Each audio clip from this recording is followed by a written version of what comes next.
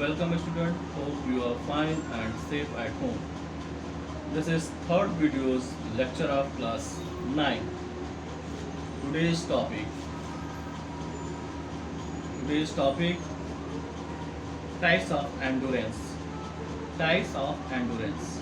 First, number 1, long term. Second, short term. And third, speed endurance. Long term endurance को aerobic endurance भी कहा जाता है और साथ ही कार्डियोवैस्कुलर एंडोरेंस भी बोला जाता है। शॉर्ट टर्म एंडोरेंस को एनारोबिक बोला जाता है और मस्कुलर एंडोरेंस भी बोला जा सकता है। अब long term endurance, what is long term endurance? तो long term endurance is required in sports activities in which intensity of force applied is less but the duration longer. For long distance events such as 5000 meter, 10,000 meter races, cross country races as well as marathons, that distance is 42.195 kilometre. Clear? Means long term endurance है क्या? Long term endurance एक ऐसी skills है, एक ऐसी body power है जो कि स्पोर्ट्स के एक्टिविटीज में आप इंटेंसिटी या फोर्स, जब आपको इंटेंसिटी या फोर्स अप्लाइड करते हो उस समय आप लेस मीन्स क्या है, इंटेंसिटी ऑफ फोर्स आपकी लेस होती है but time of duration longer होता है।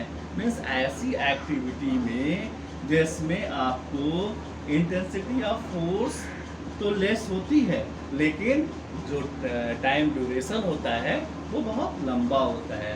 फॉर एग्जांपल आपको जो लॉन्ग डिस्टेंस इवेंट्स होते हैं, लॉन्ग डिस्टेंस इवेंट जैसे आपका क्या हो गया, 5000 मीटर की रेसेस हो गई, 10,000 किलोमीटर की रेसेस हो गई, क्रॉस कंट्री रेसेस हो गई, as well as marathon means marathon races भी हो गया। मैराथन रेस की डिस्टेंस जो होती है वो 42.195 किलोमीटर होती है। आप क्रॉस कंट्री को लेकर बहुत लोग कंफ्यूज होंगे, तो क्रॉस कंट्री रेस क्या है? तो क्रॉस कंट्री रेस ऐसी रेस है जिसमें आपको जो एटमॉस्फेयर होता है, जो ग्राउंड का पोजीशन होता है वो चेंज होता जाता है। मीन्स एक ही रेस में आपको कई तरह के ग्राउंड अवेलेबल कराए जाते हैं। वह ग्राउंड माउंटेन एरिया भी हो सकता है, मीन्स पर्वतीय क्षेत्र भी हो सकते हैं, आपके ऊबड़ खाबड़ प्लेस हो सकता है, और आपकी जो है मड से युक्त मीन्स मड से युक्त जो ज़मीन हो सकती है, ग्राउंड हो सकता है। आपको बहुत धूप में भी आप बहुत अधिक गर्मी हो तब आपको ये क्रॉस कंट्री कराई जा सकती है। इवन बारिश हो रही हो तब क्रॉस कंट्री कराई जा सकती है। मीन्स क्रॉस कंट्री रेस में आपके सामने डिफ़िकल्टीज लाई जाती है और उस डिफ़िकल्टीज में भी आप कंटिन्यू रनिंग करते रहो। क्रॉस कंट्री रेस ऐसा नहीं है कि आप 100 मीटर स्प्रिंटर जैसा होता है ऐसा आपको रन करना होता है। क्रॉस कंट्री रेस क्या होता है, आपको जो आपके सामने जो कठिनाइयाँ आ रही हैं, जो प्रॉब्लम आ रही हैं, उसको सॉर्ट आउट करते हुए आगे बढ़ना और जो क्रॉस कंट्री की निश्चित डिस्टेंस डिसाइड की गई है उसको कंप्लीट कर लेना। और इसीलिए इसको लॉन्ग टर्म एंडोरेंस भी बोला जाता है। ऐसी स्किल्स, बॉडी पावर को, बॉडी स्किल्स को, बॉडी कैपेसिटी को जो है लॉन्ग टर्म एंडोरेंस बोला जाता है। Clear? Next topic, short term endurance. Short term endurance, तो शॉर्ट टर्म एंडोरेंस को एनारोबिक एंडोरेंस भी बोला जाता है, अब मस्कुलर एंडोरेंस भी बोला जाता है। तो this endurance is helpful to perform an activity for short duration with fast speed। Means क्या है, आपको शॉर्ट टर्म एंडोरेंस में जो है वो क्या होता है, वो क्या हेल्प करती है, helpful to perform an activity for short duration with fast speed. आपको ऐसी एक्टिविटी, ऐसी स्पोर्ट्स एक्टिविटी जिसको आपको बहुत शार्ट टाइम का होता है, लेकिन जो इसकी स्पीड होती है बहुत फास्ट होती है। It is also known as muscular endurance as sports activity is performed in absence of oxygen with the help of stored energy in muscles of glycogen। जैसा कि आपको पता होगा या नहीं भी हो सकता है, आपको नहीं ना भी पता हो, तो जब आपको बॉडी में जब ऑक्सीजन की कमी होती है, मीन्स ऑक्सीजन जो है न के बराबर हो जाता है, तो फिर क्या होता है, आपके बॉडी में जो ग्लाइकोजन होता है, जो ऐसी एनर्जी जो मसल्स में आपके स्टोर होती है ग्लाइकोजन के रूप में, उस ऑक्सीजन का उपयोग करते हो, उसको जो है ये बोलते हैं कि एब्सेंस ऑफ ऑक्सीजन। मीन्स जब आपको बॉडी को ऑक्सीजन नहीं मिल पाता है, ऑक्सीजन मिल ही नहीं पाता है, तो फिर कुछ समय के लिए जो आपकी बॉडी में वो ग्लाइकोजन के एनर्जी के रूप में, ग्लाइकोजन के रूप में जो ऑक्सीजन अवेलेबल होता है, उसका उपयोग आप करते हैं। ठीक है, any confusion? Okay, next topic, speed endurance. Speed endurance क्या है? तो this ability is required for cyclic activities lasting up to 45 second to 2 minutes। Okay, this ability is required for cyclic activities lasting up to 45 seconds to 2 minutes। The 100 meter, 200 meter, 400 meter sprints in a track are classical example of endurance। आपको क्या ये बता रहे हैं, speed endurance के बारे में क्या बता रहे हैं? ये इनका कहना ये है कि this ability is required for cycling activities. इस एक्टिविटीज का साइकिलिंग एक्टिविटीज में, इस स्किल्स का साइकिलिंग एक्टिविटीज में आपको काफी जरूरत पड़ती है। लास्टिंग अप टू कब?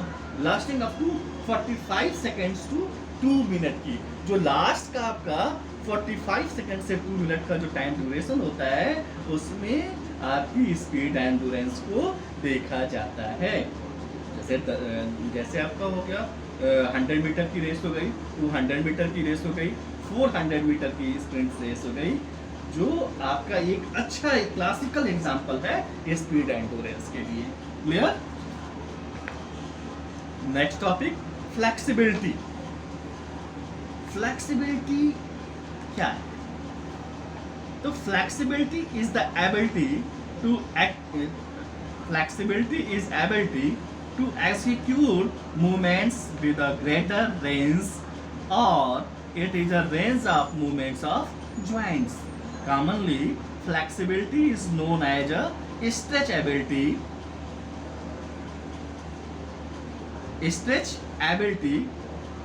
elasticity, suppleness, mobility, etc। ठीक है, क्या क्या बोलते हैं? Flexibility is the ability to execute movements with a great range, or it is the range of movements of joint। Commonly, flexibility is known as stretchability or elasticity or mobility। Clear it? Flexibility varies from joint to joint due to its structure surrounding or adjoining ligaments, tendons and muscles। Means क्या? Flexibility आपकी क्या है? एक execute movement है, जो कि आप एक ग्रेट रेंज तक, एक वाइड रेंज तक आप उसको यूज करते हो। क्लियर?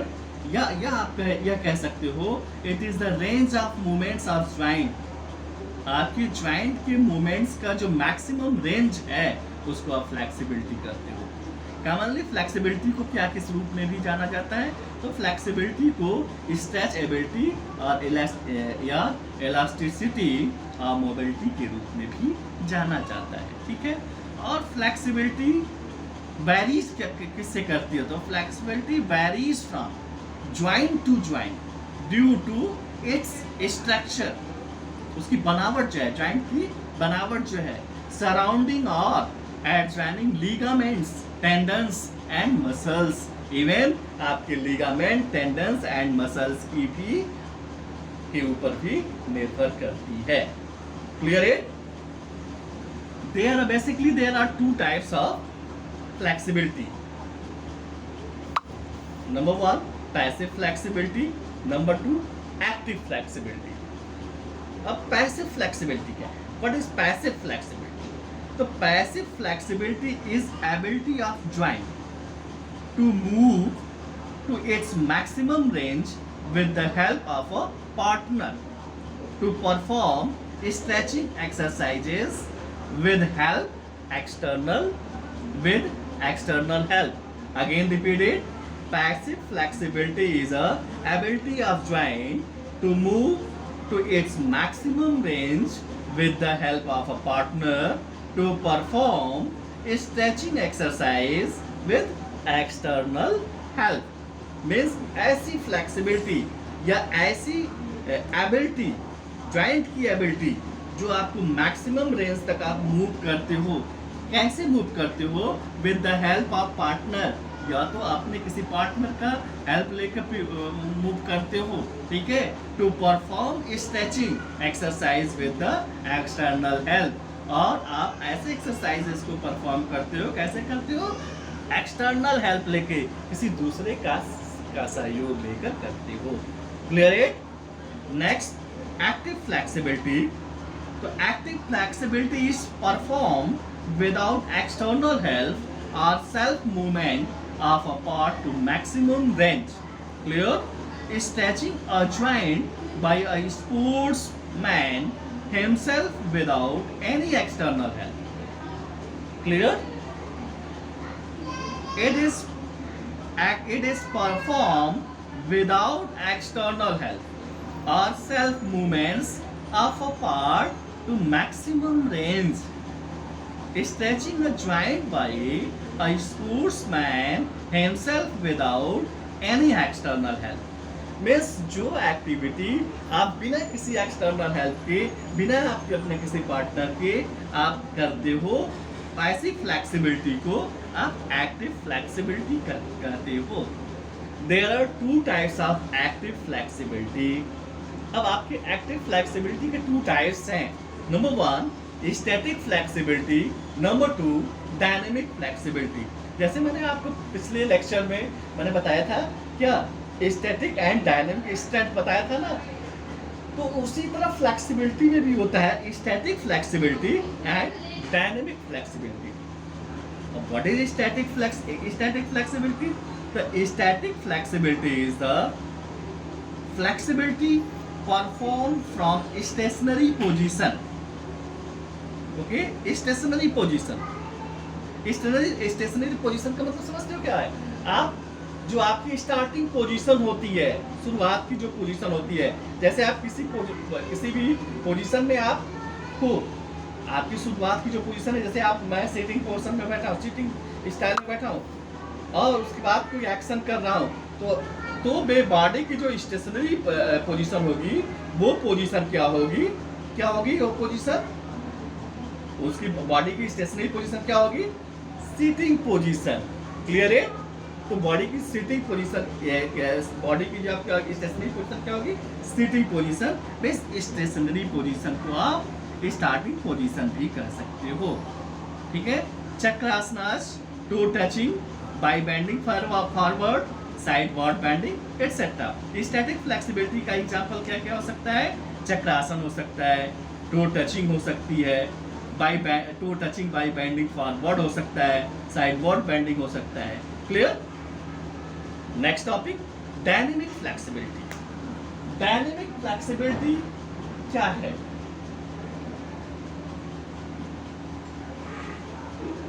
तो dynamic flexibility is needed by a sports person for doing movements of longer duration when he is in motion.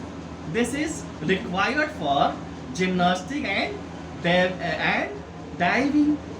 Clear? Gymnastic and diving. Again, repeat it. What is dynamic flexibility? So, dynamic flexibility is needed by a sports person for doing movements of longer duration when he or she is in motion that is required for gymnastic and diving. Means आपको जो dynamic flexibility है, dynamic flexibility की need जो है sports person को उस समय पड़ती है जब वो किसी लंबे ड्यूरेशन पे, लॉन्ग ड्यूरेशन के एक्टिविटीज मोशन में करता है, मीन्स स्पीड में करता है, तब उसको क्या जरूरत पड़ती है? डायनेमिक फ्लेक्सिबिलिटी की जरूरत पड़ती है। और ये इस फ्लेक्सिबिलिटी की जरूरत कब होती है? जब आप जिम्नास्टिक करते हो या डाइविंग स्पोर्ट्स को करते हो। Clear it? Any confusion? Okay, next topic, coordinative ability और agility. Clear it? What is coordinative ability? The coordinating ability of the body to perform movement with perfection and efficiency is called coordinating ability. Again repeat it. The ability of the body to perform movement with perfection and efficiency is called coordinating ability. It is the coordination of speed, strength, endurance and flexibility during movements. या straight forward ये कह सकते हो कि coordinative ability is the combination of speed, strength, endurance and flexibility during movement. Clear?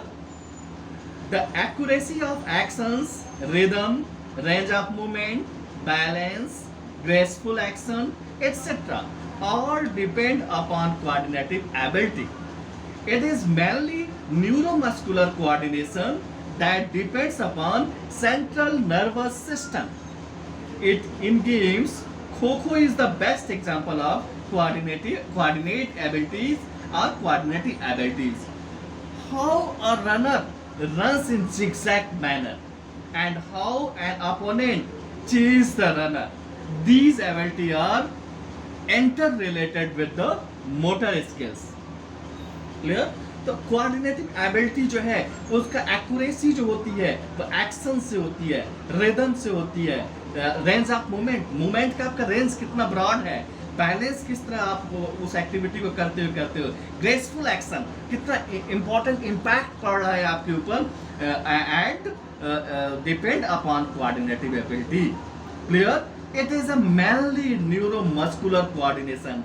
ये coordinative ability है वो based करता है न्यूरोमस्कुलर कोऑर्डिनेशन पे, जो depends upon the central nervous system, जो कि आपका जो सेंट्रल नर्वस सिस्टम होता है जिसको स्पाइनल कॉर्ड के नाम से भी आप जानते हो.